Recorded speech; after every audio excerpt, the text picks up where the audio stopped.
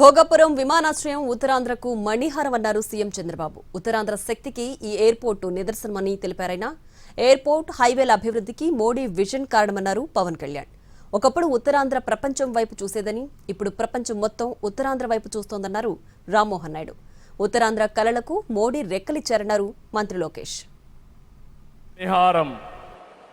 నేను అందుకే పదే పదే చెప్తున్నాను, ఉత్తరాంధ్ర కలలకు రెక్కలొచ్చాయి. ఎర్ర బస్సు రాదన్నారు, ఎయిర్ బస్సు వచ్చింది. అవహేళన చేసిన వాళ్ళు అడ్రస్ లేకుండా పోయే పరిస్థితికి వచ్చారు. ఆ రోజు ఎన్నో ఈ ప్రాంత ఆశలని ఆకాంక్షల్ని తక్కువ చేశారు, అడ్డుపడ్డారు. అన్ని అధిగమించాం. అద్భుతమైన ఎయిర్పోర్ట్ ఈరోజు నిర్మాణం అయిందంటే ఇది ఉత్తరాంధ్రకి గర్వ కారణమని మరొకసారి విజ్ఞప్తి చేస్తున్నాను.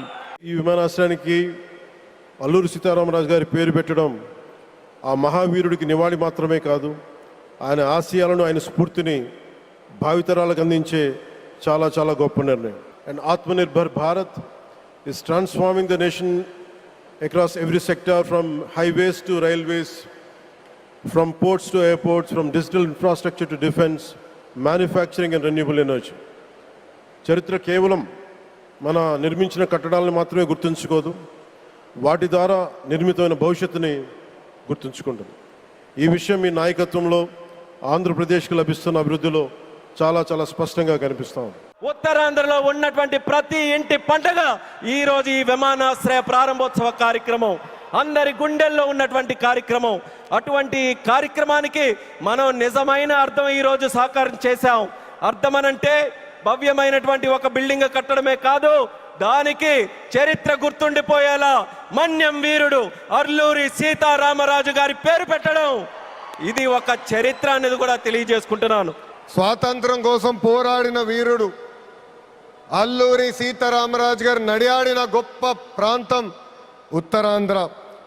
ఈ రోజు నుంచి ఈ నేల చరిత్ర, పౌరుషం ప్రపంచం మొత్తానికి తెలుస్తుంది.